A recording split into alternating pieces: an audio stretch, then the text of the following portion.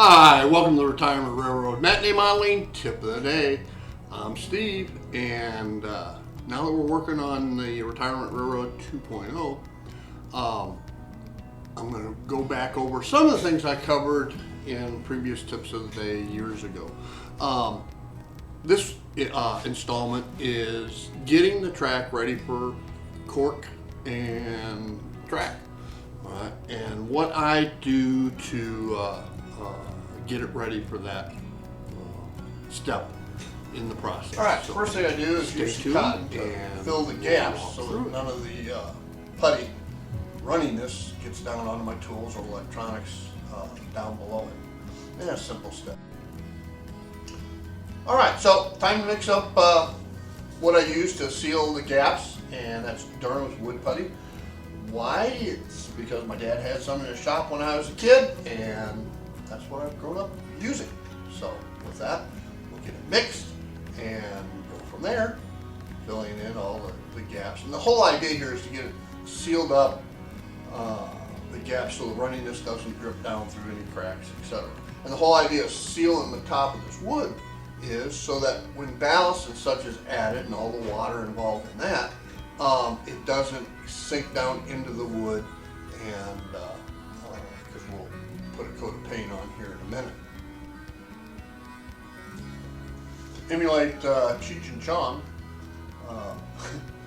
Measuring cup? I don't need no stinking measuring cup. I just mix it till I get the consistency I want.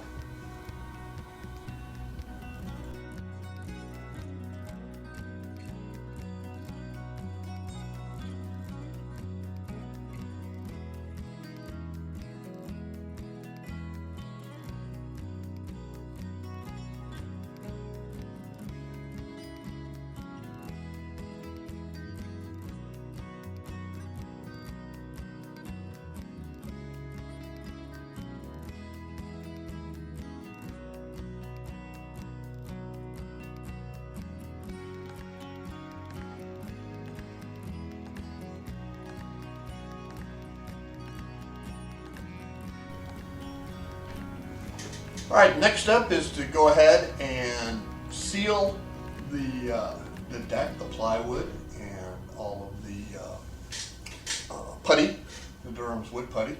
And again, that is to keep any water, etc., from soaking into the plywood, creating warps, other means of havoc. So with that, we'll go ahead and get this painted and go from there.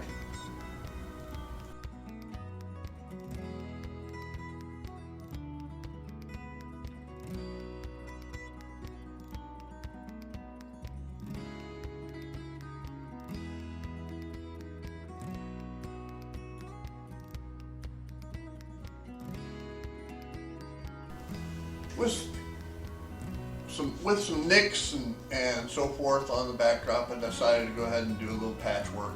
And as you see, there's a line there coming down. I didn't tape it, so it cracked. And so I thought I'd redo it and look great until the next day, because of change in temperatures, blah, blah, blah. And it cracked again, but you can barely see it, so we're going to leave it as is. Anyway, here nor there, went through and painted it all up again, made it look fine, except down along the base, which I'm not worried about, because in the next step you'll see what I do.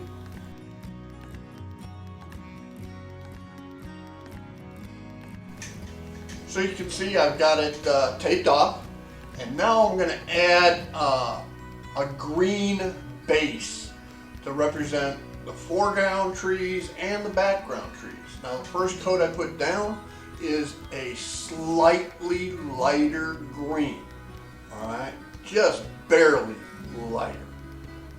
And then I'll use the darker green for the forefront, and I'll use a stippling effect to capture the transparency, so to speak, of looking through the trees.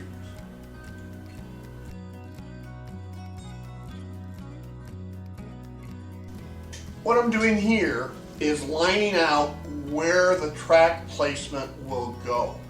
Now, the Retirement Railroad 2.0 will have 6 parallel tracks at different spots. They don't all run straight through. There is a slight curve to accommodate sidings and a little yard, etc. But to get the spacing right, I go ahead and I add a chalk line down the rows. And that gives me a center line for each of the tracks. And I can make my curves one line to the other accordingly. And it turns out really well, and we'll show you a picture of that here in a second.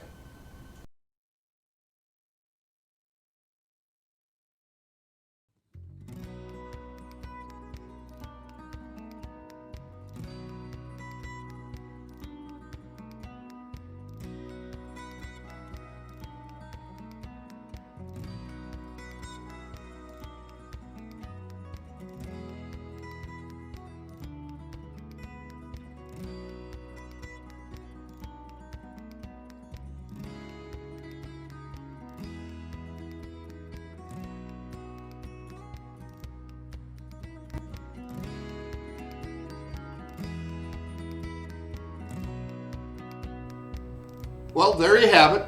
All right, we're all ready now to start laying cork and track and putting in the turnouts, getting those wired up, and everything else.